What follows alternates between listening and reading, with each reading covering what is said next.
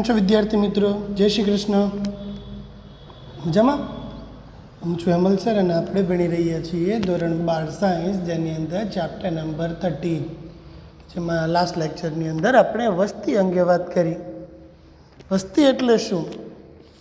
એક નિશ્ચિત વિસ્તારમાં જોવા મળતા એક જ જાતિના સજીવોનો સમૂહ કે જે એકબીજા સાથે કોઈ ચોક્કસ સ્ત્રોત મેળવવા માટે સ્પર્ધા પણ કરે અને એકબીજા સાથે સહભાગી પણ બને છે.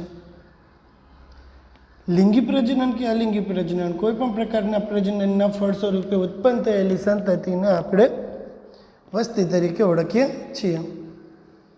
પછી આપણે વસ્તીના જુદા જુદા માપદંડ જોયા હતા કે ભાઈ વ્યક્તિગત સજીવ હોય ને એને જન્મ અને મૃત્યુ હોય, પરંતુ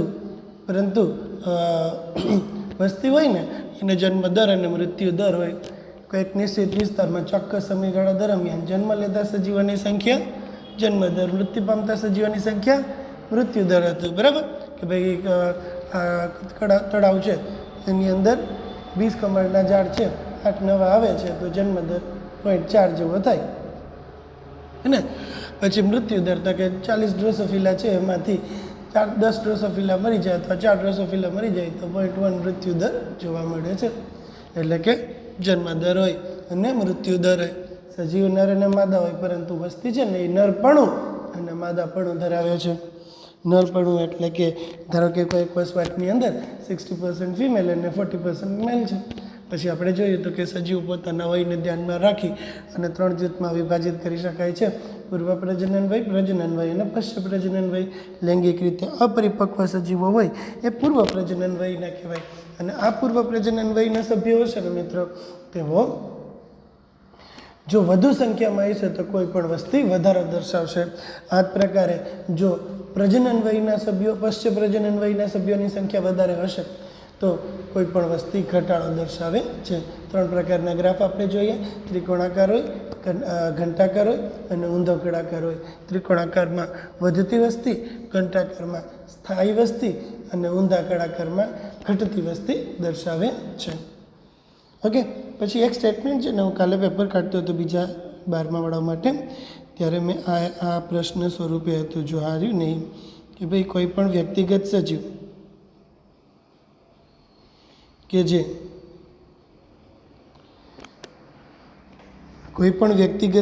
કે જે પરિવર્તિત પર્યાવરણનો સામનો કરે અને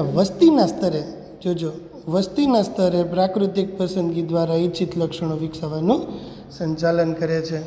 ઓકે. તો નવા લક્ષણો છે એ કયા લેવલ ઉપર ઉત્પન્ન થાય છે? કોઈ પણ સજીવને અંદર જોવા મળતા જે નવા લક્ષણો છે એ એકચ્યુઅલમાં વસ્તીના લેવલ ઉપર ડેવલપ થાય છે. કયા લેવલ ઉપર ડેવલપ થાય? વસ્તીના લેવલ ઉપર નવા લક્ષણો ડેવલપ થાય છે. ઓકે. આ એક પ્રશ્ન મેં જોયેલો હતો એટલે મેં કીધું ચાલો કહી દો. હવે આજે આપણે જોવાનું છે કેવી રીતે આપણે વસ્તીનું માપન કરી શકીએ છીએ. વસ્તી વૃદ્ધિનું માપન કરવાની ટેકનિક આજે આપણે જોવાની છે. કઈ ટેકનિક જોવાની છે? વસ્તી વૃદ્ધિનું માપન આપણે કેવી રીતે કરી શકીએ છીએ એ બાબત આજે આપણે જોવાની છે. તો કે વસ્તી વૃદ્ધિનું માપન કરતી વખતે તો કોઈ પણ એક સરસ સ્ટેટમેન્ટ, પહેલું સ્ટેટમેન્ટ જ બહુ સરસ છે કે કોઈ પણ વસ્તીનું કદ છે ને, કોઈ પણ વસ્તીનું કદ તે વિસ્તારમાં તેની સ્થિતિ વિશે ઘણું બધું કહી જાય છે. કોઈ પણ વસ્તી છે એનું કદ તે વસવાટમાં, પોતાના વસવાટમાં કોઈ પણ સજીવની સ્થિતિ કેવી છે, મતલબ કે are they living in a comfortable condition or not, એ આપણે કેના આધારે કહી શકીએ છીએ? તો કે તે વસવાટમાં જોવા મળતા સજીવોની સંખ્યાના આધારે. એમ કહે છે કે કોઈ પણ વસવાટમાં તમને કેટલા સજીવો જોવા મળે છે તેના આધારે તમે તે વસવાટમાં તે સજીવોની સ્થિતિ વિશે ઘણું બધું કહી જાય છે. પોતાનો વસવાટ છે ને એ વસવાટમાં તે જે જાતિના સજીવોની સ્થિતિ વિશે એ વસવાટ ઘણું બધું કહી જાય છે. મતલબ કે જો કોઈ પણ વસવાટની અંદર પરિસ્થિતિ અનુકૂળ હશે ને તો જ તે વસવાટની અંદર સજીવો વધુ માત્રામાં જોવા મળશે. ભારત એક ઓવર પોપ્યુલેટેડ દેશ છે. શું કામ ભારત ઓવર પોપ્યુલેટેડ દેશ છે? કારણ કે ભારતની અંદર જે રહેવા માટેની અનુકૂળ પરિસ્થિતિ ખૂબ સારી છે. બરાબર? એટલે ભરીને માણસો, દુનિયાના આખીના ભરીને માણસો ભારતની અંદર આવેલા છે. એટલા માટે આપણે કહીએ કે ભાઈ આપણી ભારતમાં અન્ય દેશની સાપેક્ષમાં મે બી સ્થિતિ વધુ સારી છે. ભારતમાં અન્ય દેશની સાપેક્ષમાં સ્થિતિ વધુ સારી છે. એટલા માટે આપણે કહીએ કે ભારતની અંદર જે માણસો રહે છે વધુ કમ્ફર્ટેબલી રહી શકે છે. મિત્રો, કાલે એક સરસ મજાનું એક આપણા ગુજરાતનું એક સરસ ગર્વ થઈને એવી એક વસ્તુ કાલે જોઈ કે આખા ભારતમાંથી મેં કાલે ઓલી જે ટ્રેન્સ નીકળી હતી ને, આપણે બધી ગુજરાતની અંદરથી બધા વિદ્યાર્થીઓ છે, બધા શ્રમિકો છે, એ શ્રમિકોને મોકલવામાં આવે છે. ત્યારે એક ટ્રેનની અંદર જોઈને તમે તો સૌથી વધારે 200થી વધારે ટ્રેન તો ખાલી ગુજરાતમાંથી શ્રમિકોની મોકલવામાં આવી. જુદા જુદા વિસ્તારમાં જુદી જુદી જગ્યાએ જે શ્રમિકોને એના સ્ટેટમાં પાછા મોકલવાનું થતું હતું ને, તો એમાં સૌથી વધારે ટ્રેન ગુજરાતમાંથી 200 ઉપર ટ્રેન નીકળી. બાકી બધી જગ્યાએ તમે જુઓ તો 50 ટ્રેનને, 20 ટ્રેનને, 80 ટ્રેનને, પણ 200 કરતાં વધારે ટ્રેન્સ ગુજરાતની અંદર. એટલે આટલું બધું માણસ છે તે ગુજરાતની અંદર કામ કરવા માટે આવે છે. બરાબર? તો આપણી સ્થિતિ ખૂબ સારી છે. બીજાની સાપેક્ષમાં ગુજરાત છે એ ખૂબ જ સમૃદ્ધ રાજ્ય કહી શકાય. અને આપણે અહીંયા એકદમ કમ્ફર્ટેબલી, એકદમ પીસફુલી બધા રહી શકીએ છીએ. તો કોઈ પણ વસવાટ ઓવર પોપ્યુલેટેડ ક્યારે થશે? તો કે જ્યારે તે વસવાટમાં રહેતા સજીવોને પોતાની જીવન જરૂરિયાતની ચીજ વસ્તુઓ યોગ્ય પ્રમાણમાં મળી રહેશે. જો કોઈ પણ વસવાટની અંદર વસતા સજીવોને તેની જીવન જરૂરિયાતની પ્રાપ્તિ યોગ્ય માત્રામાં થઈ શકશે ને, તો જ સજીવો તમને ત્યાં જોવા મળશે, નહીંતર સજીવો ત્યાં જોવા નહીં મળે. ઓકે, ચાલો આગળ. આપણે ઈચ્છા મુજબની શોધખોળ કરીએ, પછી ભલે તે આપણે ઈચ્છા મુજબ ગમે તે પરિસ્થિતિકીય શોધખોળ કરીએ, પછી તે ભલે બીજી જાતિની સ્પર્ધાનું પરિણામ હોય કે પછી પરભક્ષીઓનો પ્રભાવ હોય કે જંતુનાશકોના વપરાશની અસર હોય, આપણે તેનું મૂલ્યાંકન છે ને એ હંમેશા વસ્તીના કદમાં વધારા કે ઘટાડાના આધારે જ કરીએ છીએ. કોઈ પણ પર્યાવરણીય પરિસ્થિતિ છે તો એ પર્યાવરણીય પરિસ્થિતિનું જો તમારે સ્ટડીઝ કરવું હશે તો એ સ્ટડીઝ તમે કેના બેઝિસ ઉપર કરો છો? એ સ્ટડીઝ આપણે કરીએ છીએ વસ્તીના કદમાં થતા વધારા કે ઘટાડાના બેઝિસ ઉપર. કેના આધારે એનું વર્ગીકરણ કરવામાં આવે છે? એનું સ્ટડીઝ કરશું આપણે. વસ્તી હોય ને એના કદમાં વધારો થાય છે કે વસ્તીના કદમાં ઘટાડો થાય છે, તેના આધારે તમે આ બધી બાબતોનું સ્ટડીઝ કરી શકો છો. ઓકે, પ્રકૃતિમાં વસ્તીના કદમાં કોઈ પણ વર્ષમાં ઘટાડો કે વધારો થઈ શકે છે. ક્યારેક મિત્રો એવું બને કે ભેજયુક્ત વિસ્તાર, ઓલા જે રાજસ્થાનની અંદર ભરતપુર રાજસ્થાન કેવલાદેવ ઘાના પક્ષી અભયારણ્ય છે ને, એની અંદર ક્યારેક એની સંખ્યા, જે ઓલા સ્થળાંતરિત પક્ષીઓ છે એ સ્થળાંતરિત પક્ષીઓની સંખ્યા 10થી પણ ઓછી હોઈ શકે છે. તો ક્યારેક લાખોની સંખ્યામાં ક્લેમિડોમોનાસ હોઈ શકે છે. એટલે વસ્તી છે એની અંદર એની અંદર સભ્ય સંખ્યા છે એ વેરિયેબલ હોઈ શકે છે. લાખોની સંખ્યામાં તમે કહો તો લાખોની સંખ્યામાં એ વસ્તીની અંદર સજીવોની સભ્ય સંખ્યા હોઈ શકે છે, કે પછી વસ્તીની અંદર સજીવોની સભ્ય સંખ્યા 10 હોઈ શકે છે. ભરતપુર રાજસ્થાન કેવલાદેવ ઘાના પક્ષી અભયારણ્યની અંદર ભેજયુક્ત ભૂમિ, વેટલેન્ડ, એને શું કહેવાય? વેટલેન્ડ. આપણે આવી ગયું ને ભીની જમીનના પ્રદેશો, વેટલેન્ડ્સ, કે જ્યાં આગળ જમીન વિસ્તાર છે એ પ્રમાણમાં નીચો છે, અને નીચો જમીન વિસ્તાર હોવાના કારણે ત્યાં કાયમીના ધોરણે છીછરું પાણી ભરાયેલું પડ્યું રહે છે, અને વેટલેન્ડ અથવા તો ભીની જમીનના પ્રદેશ તરીકે આપણે ઓળખીએ છીએ. તો ત્યાં આગળ આ ક્લેમિડોમોનાસ છે એ કોઈ પણ તળાવની અંદર ક્લેમિડોમોનાસની સંખ્યા લાખો હોઈ શકે છે. તો ભરતપુર રાજસ્થાનની અંદર પક્ષીઓની સંખ્યા કેટલી હોઈ શકે છે? 10 પણ હોઈ શકે છે. આ બધી વસ્તુ કેના માટે તમારે ઉપયોગમાં લેશું? મેં તમને કીધું એમ કે આપણે પ્રેક્ટિકલની પરીક્ષા દેવા માટે એક્સટર્નલી બહાર જશું ને, ત્યારે આના પ્રયોગ છે, આપણે વસ્તીને લગતા પ્રયોગો આપણે છે. તો પ્રયોગ, જે ટૉપિકને લગતો પ્રયોગ હોય ને, આપણે પ્રયોગની અંદર શું થાય, જનરલી વાયવા હોતા હોય છે બધા જ પ્રયોગની અંદર, બરાબર?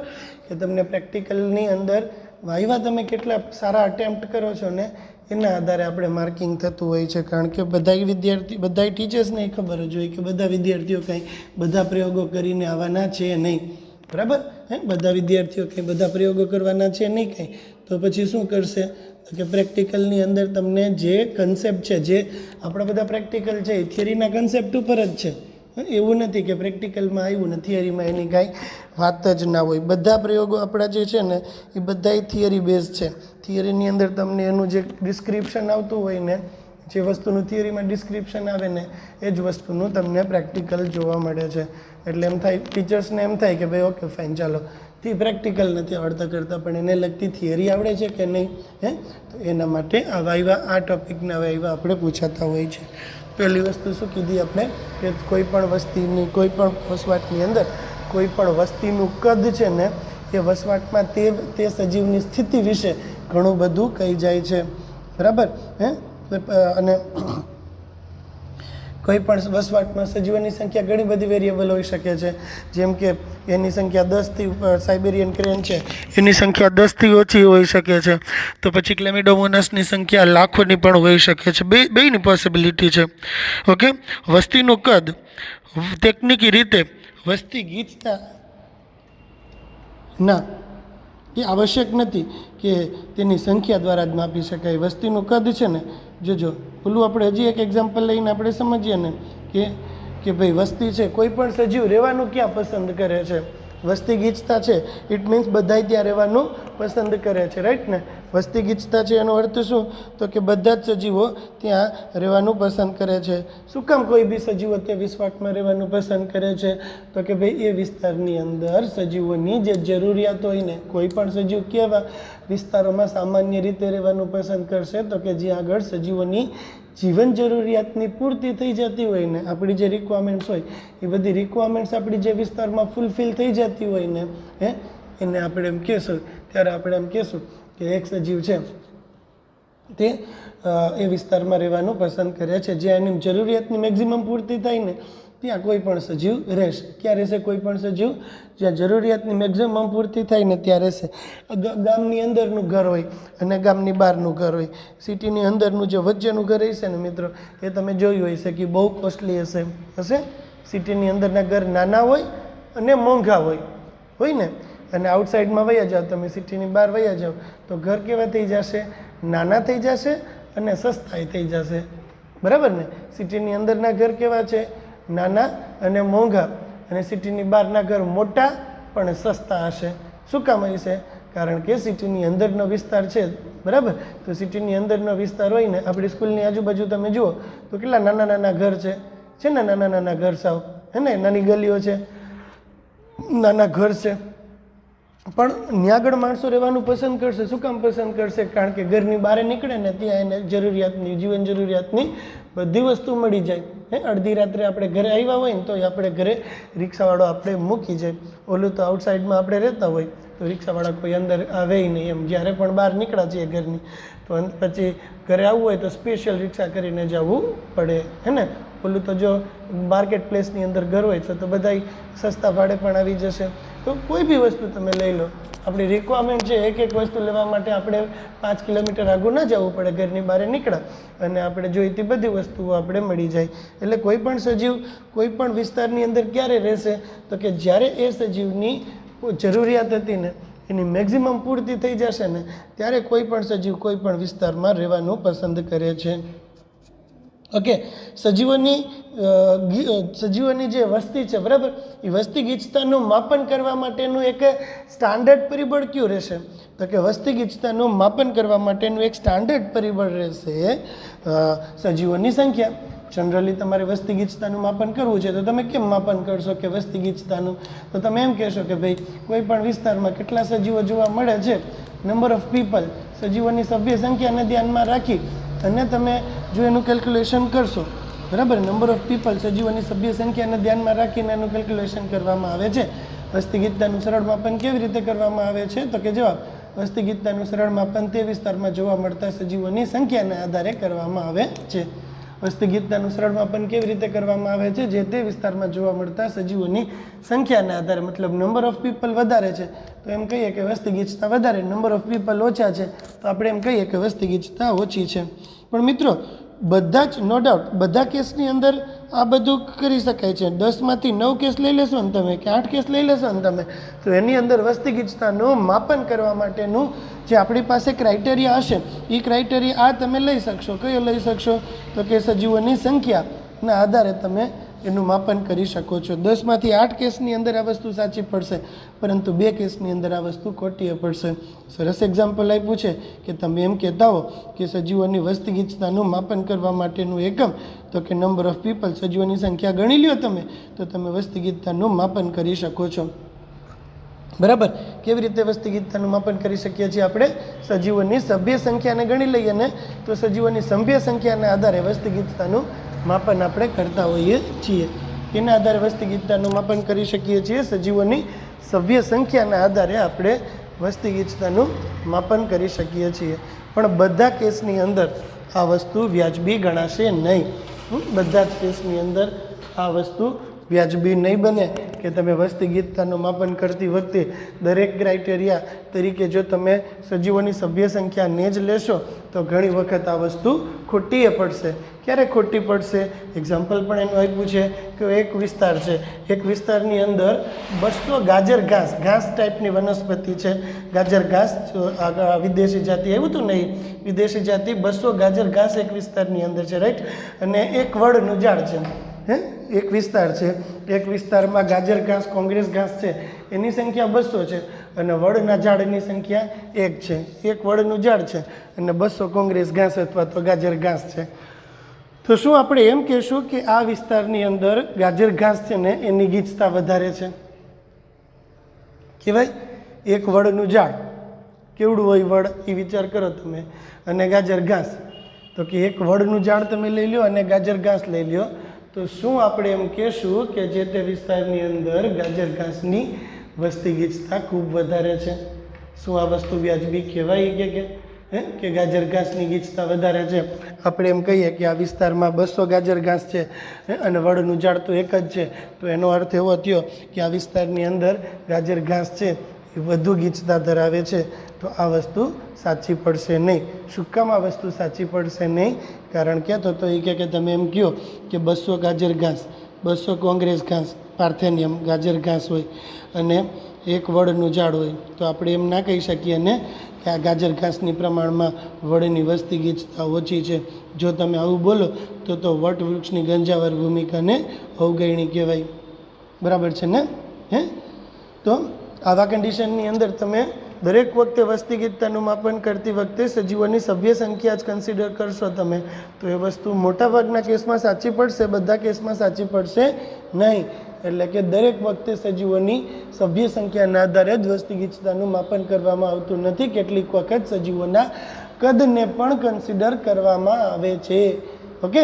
સજીવોની વસ્તી ગીચતાનું માપન કરતી વખતે મોટા ભાગના કેસની અંદર તો સજીવોની સભ્ય સંખ્યા દ્વારા માપન થઈ જશે, પરંતુ મોટા ભાગમાં દરેક વખતે નહીં. કેટલીક વખત સજીવોની સભ્ય સંખ્યાને સાથોસાથ સજીવોના કદને પણ ધ્યાનમાં લેવામાં આવે છે. ઓકે. સજીવોની સભ્ય સંખ્યા અને સજીવોનું કદ, આવા કિસ્સામાં ટકાવારી આવરણ કે જીવભાર પણ વસ્તીના કદનું એક અર્થપૂર્ણ માપન થશે. રાઈટ કે નહીં? આવા કેસમાં છે કેના દ્વારા વસ્તીનું માપન કરવામાં આવે છે? ટકાવારી આવરણ અથવા તો જીવભારને ધ્યાનમાં રાખીને વસ્તીનું માપન કરવામાં આવે છે. જો વસ્તી ખૂબ જ વિશાળ હોય અને ગણતરી અસંભવ હોય અને વધુ સમય લાગે એવું હોય ને તો તેની કુલ સંખ્યા એ સરળતાથી અપનાવવા યોગ્ય માપન નથી. ઘણી વખત જો વસ્તી ખૂબ વિશાળ છે, વિચાર કરો તમે કે વસ્તીની સંખ્યા ખૂબ બે પોસિબિલિટી છે, રાઈટ. 2 પોસિબિલિટી છે. પોસિબિલિટી નંબર 1 કે જે થશે, પોસિબિલિટી નંબર 1 શું થશે કે સભ્ય સંખ્યા બહુ વધારે છે અને પોસિબિલિટી નંબર 2 શું થશે કે એરિયા બહુ મોટો છે. તો આ બે કન્ડિશનની અંદર પોસિબિલિટી નંબર 1 શું છે તો કે ભાઈ સજીવોની સંખ્યા બહુ વધારે છે. પોસિબિલિટી નંબર 2 શું થશે તો કે એરિયા બહુ મોટો છે. તો આ બે કન્ડિશનની અંદર જોજો, સરસ વાત છે કે આ બે કન્ડિશનમાં એનું નિરપેક્ષ માપન નહીં કરી શકો. નિરપેક્ષ એટલે શું? આપણા ક્લાસની અંદર 40 વિદ્યાર્થીઓ બેસે છે, બરાબર. તો 40ની સંખ્યા એનું નિરપેક્ષ માપન ડાયરેક્ટલી આપણે માપન કરી નાખ્યું ડાયરેક્ટ માપન કે 40ની સંખ્યા છે. તો આને નિરપેક્ષ માપન કહેવાય. તમે કોઈ પણ વિસ્તારમાં વસતા સજીવોની જે વ્યક્તિગત ગણતરી કરશો ને એને શું કહેવામાં આવે છે? વ્યક્તિગત ગણતરીને તેનું નિરપેક્ષ માપન કહેવામાં આવે છે. કોઈપણ વસવાટમાં જોવા મળતા સજીવોની વ્યક્તિગત ગણતરી એટલે તેનું નિરપેક્ષ માપન. ઓકે, હવે ક્યારેક એવું બને છે કે એરિયા બહુ મોટો છે કે પછી સજીવોની સંખ્યા બહુ વધારે છે. આ બંને પરિસ્થિતિ એવી છે કે જેમાં તમે વ્યક્તિગત સજીવોની સંખ્યા ગણીને એનું નિરપેક્ષ માપન કરી શકતા નથી. આ બંને કન્ડિશન શું થશે? તો કે ભાઈ એવી છે ને આ બંને કન્ડિશન કે જેમાં વ્યક્તિગત સજીવોની સંખ્યા ગણી અને એનું નિરપેક્ષ માપન કરવું તો કોઈ સંજોગોમાં પોસિબલ નથી. ઓકે, તો આવા કન્ડિશનમાં આપણે એનું પરોક્ષ માપન કરી શકીએ છીએ. શું કરી શકીએ છીએ? આવા કન્ડિશનમાં એનું પરોક્ષ માપન કરી શકીએ છીએ. બરાબર? કેવી રીતે એનું પરોક્ષ માપન કરશો તમે? પરોક્ષ માપન અથવા સાપેક્ષ ગીચતાનું માપન કરી શકાય છે. કેનું માપન કરી શકાય છે? સાપેક્ષ ગીચતાનું માપન કરી શકાય છે. સાપેક્ષ ગીચતા એટલે શું? તો કે કોઈ પણ હું તમને આખી આપણી પરીક્ષા છે ધારો કે, બરાબર, મારે જાણવું છે કે તમે ચોપડી વાંચી છે કે નહીં. તો હું શું કરી શકું છું? લાઈક કેમ બોર્ડ શું કરશે? બોર્ડ જે તે પ્રકારે તમારું એક્ઝામિનેશન કરશે ને કે તમે 80,000 છોકરા હોય, 80,000 વિદ્યાર્થી હોય તો એને આખી ચોપડી તો પૂછવી પોસિબલ થાય નહીં. તો શું કરવાનું? એક પેપર કાઢી નાખવાનું. એ પેપરની અંદરથી કેને શું આવડ્યું છે એના આધારે તમારી સાપેક્ષ કસોટી થઈ જાય છે. બરાબર? નિરપેક્ષ એટલે વ્યક્તિગત રીતે એક વસ્તુ પૂછે ને તમને એને નિરપેક્ષ માપન કહેવામાં આવે છે. અને સાપેક્ષ કહે ને તો સાપેક્ષનો અર્થ શું થાય? સાપેક્ષનો અર્થ થશે કે એક કોમન ઇન જનરલ કોઈ બી વસ્તુ લઈ લેવાની. રાઈટ? અત્યારે તમે જાજી સંખ્યામાં તમે હો ને એટલે તમારું નિરપેક્ષ માપન થાય. રાઈટ? પણ અમે જ્યારે MSc કરતા ને ત્યારે અમે ખાલી 10 જણા હોઈએ, 11 જણા. આપણી સૌરાષ્ટ્રમાં MScની સીટ્સ હતી 11 સીટ. બરાબર? સોરી. તો જ્યારે પ્રેક્ટિકલના પેપર છે, પ્રેક્ટિકલની પરીક્ષા લેવા માટે એક્સટર્નલ એક્ઝામિનર આવે, બહારથી આવે. કોલેજ અમારી જોઈએ, ડિપાર્ટમેન્ટ આપણું જોઈએ, પણ પરીક્ષક બહારથી આવે. હવે આ જે બહારથી આવેલા પરીક્ષક હોય ને એની પાસે ખાલી 10 જ જણા હોય. રાઈટ? અને 11 થી 5 સુધીનો એની પાસે ઘણો બધો આખો દિવસનો સમય હોય. તો આવી પરિસ્થિતિમાં એ તમને ધારે ને એટલા વાયવા પૂછી શકે છે. બધી વસ્તુના વાયવા પૂછે. કાં તો કે એને 11 જ છોકરાને ખાલી હેન્ડલ કરવાના છે. બરાબર? એટલે થિયરીની અંદર તમે એને એ જે કાંઈ પણ તમે લખ્યું છે તો થિયરીને લગતા પ્રશ્ન એને ખબર પડી જ જાય કે આને થિયરીમાં લખ્યું છે તો એલા થિયરીમાં તે લખ્યું છે તો અત્યારે કેમ નથી આવડતું? ચોરી કરીને લખ્યું છે કે શું? તરત જ આ પ્રકારનું એક્ઝામિનેશન કરી લે છે. બરાબર? તો સાપેક્ષ ગીચતા એટલે ઘણી વખત શું થાય કે તમને વ્યક્તિગત રીતે આખો પાઠ પૂછું તો એને નિરપેક્ષ માપન કહેવામાં આવે છે. પરંતુ તમને 2-4 પ્રશ્ન પૂછી લો તો એને સાપેક્ષ માપન કહેવામાં આવે છે. તો ક્યારેક એવું બને કે નંબર ઓફ પીપલ, સજીવોની સભ્ય સંખ્યા ખૂબ જ વધારે છે કે પછી સજીવોની સભ્ય સંખ્યા ખૂબ જ વધારે છે કે પછી એરિયા બહુ મોટો છે. તો આ બંને કન્ડિશનમાં વસ્તીનું નિરપેક્ષ માપન કરી શકાતું નથી. આવી કન્ડિશનમાં વસ્તીનું આપણે સાપેક્ષ માપન કરવું પડે છે. આવી કન્ડિશનમાં કેવું માપન કરવામાં આવે છે? સાપેક્ષ માપન કરવામાં આવે છે. ધારો કે કોઈ એક વસવાટ છે, કોઈ એક તળાવ છે. એ તળાવની અંદર પ્રતિ પાસ, જ્યારે તમે તળાવની અંદર એક ઓલું શું કહીએ આપણે, એક ઝાડ નાખો છો, બરાબર?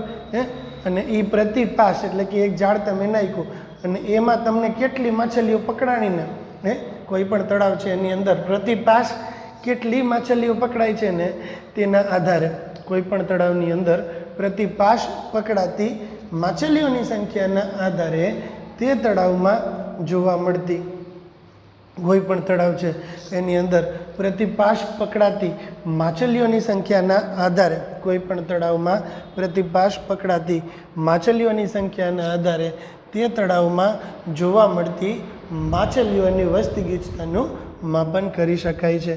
કોઈ પણ તળાવ છે એની અંદર પ્રતિ પાસ એટલે એક વખત તમે ઝાડ ફેંકો અને તમારા હાથમાં કેટલી માછલીઓ આવે છે એના આધારે તમે એ વિસ્તારની અંદર, એ તળાવની અંદર કેટલી માછલીઓ આવેલી છે તેનો અંદાજો લગાવી શકો છો.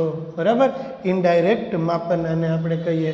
ઓલું ડાયરેક્ટ માપન, સજીવોની સંખ્યા સીધી ગણી લ્યો, ડાયરેક્ટ માપન. પણ એરિયા વધારે છે કે પછી નંબર ઓફ પીપલ બહુ વધારે છે તો આવી કન્ડિશનમાં ડાયરેક્ટ માપન થઈ શકતું નથી. તો શું કરવાનું? ડાયરેક્ટ માપન ના થાય ને તો ઇનડાયરેક્ટ માપન કરવાનું. ઇનડાયરેક્ટ માપનની અંદર શું છે ઇનડાયરેક્ટ માપનની અંદર આપણે કોઈ એક વસવાટ છે એની અંદર પ્રતિપાસ પકડાતી માછલીઓની સંખ્યાના આધારે તે વસવાટની અંદર ઇન જનરલ કેટલા સજીવો જોવા મળે છે તે વિશે એક તારણ કાઢી શકો છો. ઓકે, દાખલા તરીકે પ્રતિપાસ એટલે કે ગાડિયા દીઠ પકડાતી માછલીઓની સંખ્યાના આધારે તે તળાવની કુલ વસ્તી ગીચતાનું માપન કરી શકો છો.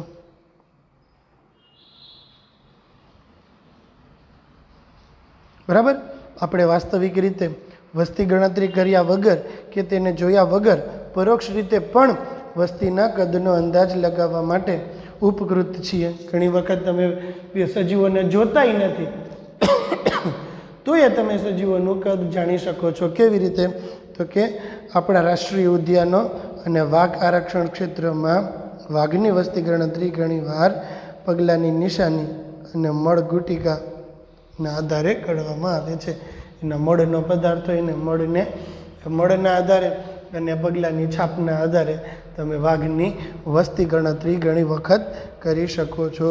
બરાબર, વાઘની વસ્તી ગણતરી કરતી વખતે ઘણી વખત પગલાંની છાપ કે પછી એની ઉત્સર્ગ ગુટિકા મળ દ્વારા ત્યજાયેલા ખોરાક દ્વારા પણ તમે વાઘની વસ્તી ગીચતાનું માપન કરી શકો છો. ઓકે, ફરીથી કોઈ પણ વસ્તી છે એનું કદ તેના વસવાટમાં તેની સ્થિતિ વિશે ઘણું બધું કહી જતું હોય છે. એટલે કે જો વસ્તીનું કદ વધારે છે તો સ્વાભાવિક છે કે એને અનુકૂળ પરિસ્થિતિ પ્રાપ્ત થાય છે, એની જરૂરિયાત સંતોષાઈ જાય છે, તો સજીવો મોટા પ્રમાણમાં ત્યાં રહે છે. એટલા માટે સજીવોની વસ્તીનું કદ વધુ સારું છે. ઘણી વખત એવું બને કે વસ્તીનું કદ સારું નથી. શું કામ સારું નથી વસ્તીનું કદ? કારણ કે વસવાટમાં તેની સજીવોની પૂરતી જરૂરિયાતની પૂર્તિ થતી નથી. બરાબર, તો એનો અર્થ એવો થયો કે સજીવોની વસ્તીનું કદ ઓછું છે. પછી શું કીધું આપણે કે કદનું માપન તમારે કરવું હશે ને તો જનરલ કન્ડિશનમાં સજીવોની સંખ્યાના આધારે તમે વસ્તીનું કદનું માપન કરી શકો છો મોટાભાગના કેસની અંદર. પણ દરેક વખતે આ વસ્તુ સાચી પડતી નથી. એના પછી નથી થતી ત્યારે 3 કન્ડિશન તમને એક્સપ્લેન કરી. એક તો જો કદને પણ કન્સિડર કરવું પડે, કારણ કે એક વિસ્તારમાં 200 ગાજર ઘાસ હોય અને જો એક વડનું ઝાડ હોય તો આપણે એમ ના કહીએ કે ગાજર ઘાસની ગીચતા ઓછી છે અને વડની ગીચતા વધારે છે. ગાજર ઘાસની ગીચતા વધારે છે અને વડની ગીચતા ઓછી. તો આવા કન્ડિશનમાં તમારે કદને પણ કન્સિડર કરવું પડે. ઘણી વખત એરિયા બહુ મોટો છે. શું છે? ઘણી વખત એરિયા બહુ મોટો છે કે પછી નંબર ઓફ પીપલ, સજીવોની સભ્ય સંખ્યા બહુ વધારે છે મિત્રો. તો આ કન્ડિશનમાં જો તમારે વસ્તી ગીચતાનું માપન કરવું હશે ને તો તમે કેવી રીતે કરશો? સાપેક્ષ માપન કરી લ્યો. કોઈ દાખલા તરીકે પ્રતિપાસ અથવા તો લૂપ અથવા ગાડીઓ અથવા તો ઝાડ ફેંકવાથી કેટલી માછલીઓ હાથમાં આવે છે તેના આધારે તમે તે તળાવમાં જોવા મળતી માછલીઓની કુલ વસ્તી ગીચતા વિશે એક અનુમાન લગાવી શકો છો. ઓકે, ચાલો નેક્સ્ટ. પછી ત્રીજી વાત એ કીધી કે ઘણી વખત તો તમે સજીવોની સંખ્યાને ગણ્યા વગર પણ તમે એનું સજીવોને વ્યક્તિગત રીતે જોયા વગર એની સભ્ય સંખ્યાનું માપન કરી શકો છો. કયું એક્ઝામ્પલ આપ્યું? તો કે રાષ્ટ્રીય ઉદ્યાન અને વાઘ આરક્ષિત પ્રદેશોમાં જો વાઘની વસ્તી ગણતરીનું માપન કરવું હોય ને તો એના માટે પગલાઓની છાપ કે પછી ઉત્સર્ગ ગુટિકા દ્વારા એનું માપન કરી શકાય છે. MCQ માટે એ ટોપિક જાજોરીએ. હવે આવશે વસ્તી વૃદ્ધિ, પોપ્યુલેશન ગ્રોથ. કોઈ પણ જાતિ માટે વસ્તીનું કદ એનો કોઈ સ્થિર માપદંડ રહેતો નથી. કોઈ પણ જાતિ માટે વસ્તીનું કદ એ સ્થિર માપદંડ દર્શાવતું નથી. નિયામકો છે ને મિત્રો, પક્ષીઓ અને સસ્તનો, આ બે કેવા છે? નિયામકો. તો નિયામકોની સંખ્યા કદાચ થ્રુઆઉટ યર કોન્સ્ટન્ટ રહી શકે, પણ અનુસરકો છે, સ્થળાંતરણ કરનારા છે ને ઢીલમાં રાખનારા છે. વસવાટની અંદર તો 4 પ્રકારના સજીવો રહીએ ને, નિયામક એરિયે, અનુસરક એરિયે, ઢીલમાં રાખનારા એરિયે અને સ્થળાંતરણ કરનારા એરિયે. તો નિયામકની સંખ્યા તમે કોન્સ્ટન્ટ વિચારી શકો, પણ આપણે જોયું કે નિયામક તો કદાચ 1% જેટલા છે, 99% તો અનુસરક છે કે પછી સ્થળાંતરક છે કે પછી ઢીલમાં રાખનારા છે, હે ને? એટલે કોઈ પણ વસવાટમાં કોઈ પણ વસ્તીના કદનું કોઈ સ્થિર માપદંડ હોતું નથી, કારણ કે તે સમયે બદલાતી રહે છે. વસ્તીનું કોઈ સ્થિર માપદંડ નથી, તે સમયે સમયે બદલાતી રહે છે. કોના ઉપર વસ્તીનું કદ આધાર રાખે છે? તો કે વસ્તીનું કદ છે ને એ આહારની ઉપલબ્ધિ, પરભક્ષણ પ્રભાવ અને વિપરીત હવામાન જેવી પરિબળો ઉપર આધાર રાખે છે. વસ્તીનું કદ આહારની ઉપલબ્ધિ, પરભક્ષણ પ્રભાવ અને વિપરીત હવામાન જેવા પરિબળો ઉપર આધાર રાખે છે. કેના ઉપર આધાર રાખે છે? આહારની ઉપલબ્ધિ, પરભક્ષણ પ્રભાવ અને હવામાન જેવા પરિબળો ઉપર વસ્તીનું કદ આધાર રાખે છે. વાસ્તવમાં વસ્તી ગીચતામાં થતા ફેરફારો એ વસ્તીમાં શું થઈ રહ્યું છે ને, વધી રહી છે કે ઘટી રહી છે તેનો ખ્યાલ આપે છે. વાસ્તવમાં તો વસ્તી ગીચતામાં જે ફેરફાર છે ને એના આધારે તમે નક્કી કરી શકો છો કે એ વિસ્તારમાં તે સજીવોની વસ્તી વિશે શું થઈ રહ્યું છે. અંતિમ કારણ કોઈ પણ રહ્યું હોય, પરંતુ આપેલ સમય દરમિયાન આપેલ નિવાસ સ્થાનમાં વસ્તી ગીચતા છે ને, આ પ્રશ્ન ગુજરાત બોર્ડમાં થિયરી પોર્શનમાં પૂછાયો.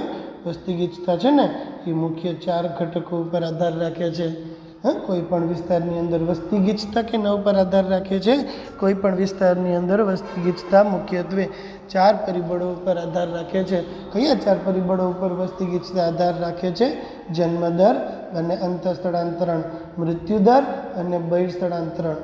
જન્મદર અને અંતઃસ્થળાંતરણ, મૃત્યુદર અને બહિર્સ્થળાંતરણ, આ 4 પરિબળો ઉપર વસ્તી ગીચતા આધાર રાખે છે. કોઈ પણ વસ્તી છે, વસ્તી વૃદ્ધિની અંદર કોઈ પણ વસ્તી છે થ્રુ આઉટ યર એક સરખી સ્થિર રહેતી નથી. આ વસ્તીનું કદ છે ને એ સમયે સમયે બદલાતું રહે છે. શેના આધારે વસ્તીનું કદ બદલાતું હોય છે? આહારની ઉપલબ્ધિ, પરભક્ષણ પ્રભાવ, વિપરીત હવામાન સમાવેશિત વિવિધ પરિબળો ઉપર વસ્તીનું કદ આધાર રાખે છે. વાસ્તવમાં વસ્તી ગીચતામાં થતા ફેરફારો વસ્તીમાં શું થઈ રહ્યું છે ને તેનો ખ્યાલ આપી રહે છે. એ દર્શાવે છે કે વસ્તી વધી રહી છે કે ઘટી રહી છે. મિત્રો, અંતિમ કારણ કોઈ પણ રહ્યું હોય, પરંતુ આપેલ સમયગાળા દરમિયાન આપેલ નિવાસસ્થાનમાં વસ્તી ગીચતા એ મૂળભૂત 4 પ્રક્રિયાઓના લીધે જોવા મળે છે. આ 4માંથી 2 થશે જન્મદર અને અંતઃસ્થળાંતરણ, મૃત્યુદર અને બહિર્સ્થળાંતરણ.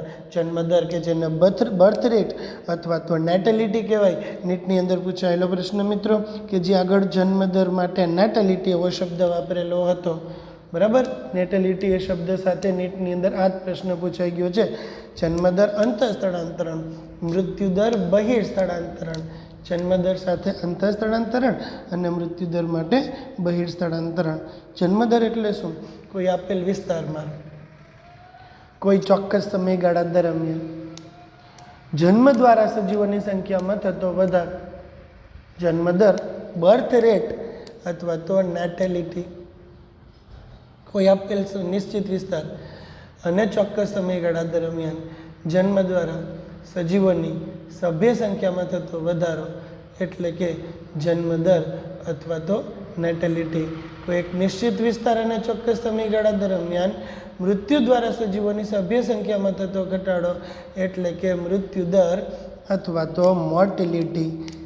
કોઈ નિશ્ચિત વિસ્તાર અને ચોક્કસ સમયગાળા દરમિયાન જન્મ દ્વારા સજીવોની સંખ્યામાં થતો વધારો જન્મદર, મૃત્યુ દ્વારા સજીવોની સંખ્યામાં થતો ઘટાડો મૃત્યુદર. નિશ્ચિત વિસ્તારમાં મૃત્યુ દ્વારા જે ઘટાડો થાય ને એ કાયમીના ધોરણે ઘટાડો થાય છે મિત્રો. હવે ત્રીજું થશે અંતઃસ્થળાંતરણ, દેટ ઇઝ ઇમિગ્રેશન, અને બહિર્સ્થળાંતરણ, દેટ ઇઝ એમિગ્રેશન. અંતઃસ્થળાંતરણ એટલે શું? ઇમિગ્રેશન. અને બહિર્સ્થળાંતરણ એટલે શું? એમિગ્રેશન.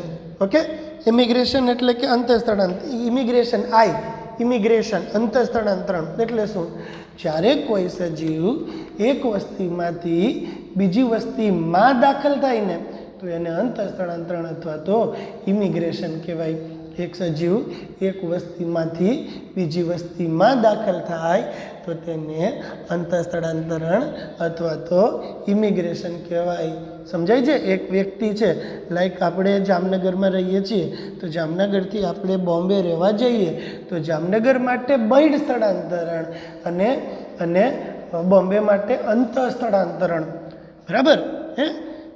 આપણે જે વિસ્તારમાં રહીએ છીએ ત્યાંથી આપણે બહિર્સ્થળાંતરણ કર્યું કહેવાય, અને જે વિસ્તારમાં આપણે ગયા તો ત્યાં આગળ અંતર સ્થળાંતરણ કર્યું કહેવાય, રાઈટ ને. જે વિસ્તારમાં આપણે રહીએ છીએ ત્યાંથી બીજા ગામમાં રહેવા જાય એટલે જ્યાંથી ગયા બહિર્સ્થળાંતરણ, જ્યાં ગયા અંતર સ્થળાંતરણ, રાઈટ કે નહીં. ઇન્ડિયાથી આપણે ભણવા માટે અમેરિકા જઈએ કે ભણવા માટે આપણે યુરોપ જઈએ તો ઇન્ડિયામાંથી એમિગ્રેશન સર્ટિફિકેટ તમારે કઢાવવું પડે અને ત્યાં આગળ જઈને ઇમિગ્રેશન સર્ટિફિકેટ કઢાવવું પડે, બરાબર.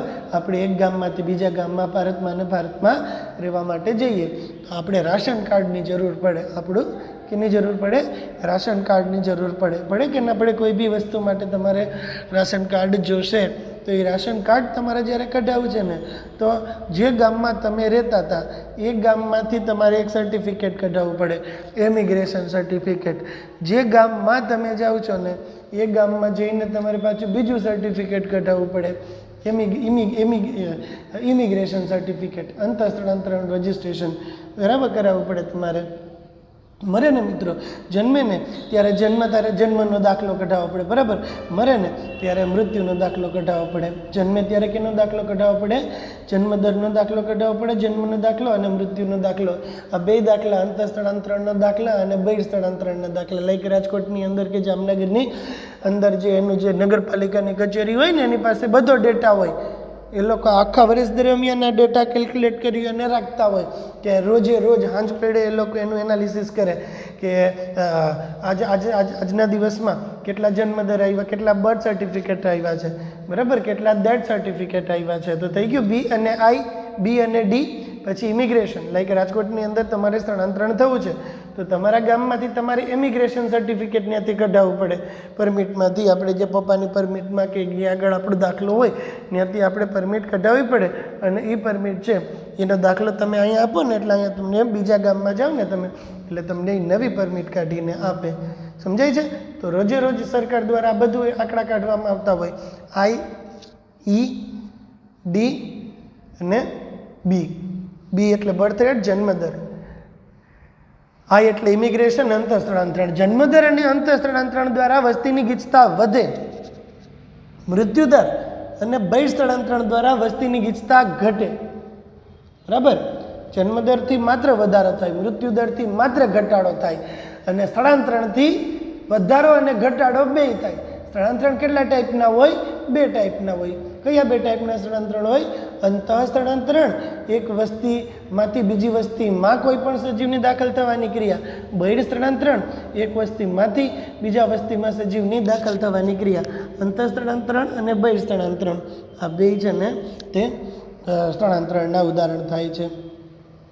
ઓકે, જેમ જન્મનો દાખલો કઢાવવો જરૂરી છે ને મિત્રો એટલો જ મૃત્યુનો દાખલો પણ કઢાવવો જરૂરી છે, બરાબર. સિટી હોય ને, સિટીની અંદર તો જો કોઈ વ્યક્તિને મૃત્યુનો દાખલો ના આપ્યો હોય ને તમે જો પહેલાં આપણે જે ઓલી બોડી હોય એને ઉતારી અને સ્મશાનની અંદર તમે દાખલ કરે ને ત્યાં પહેલાં જો વોચમેન કહી દે કે ભાઈ પહેલાં એક જણો જઈ અને મૃત્યુનો દાખલો દેખાડી આવો, મૃત્યુનો દાખલો બતાડો, પછી જ તમને સ્મશાનમાં બાળવાની છૂટ મળે, બાકી સ્મશાનમાં બાળવા ના દે, બરાબર. કારણ કે એવું બને ને ક્યારેક કોઈક માણસ છે એ કોઈકનું ખૂન કરીને આવી ગયો હોય અને બોડીને બાળી નાખે તો પછી એના કાંઈ પણ પ્રકારના કેસ બેસ થાય તો કંઈ થાય જ નહીં, એનું સોલ્યુશન જ કંઈ ના આવે.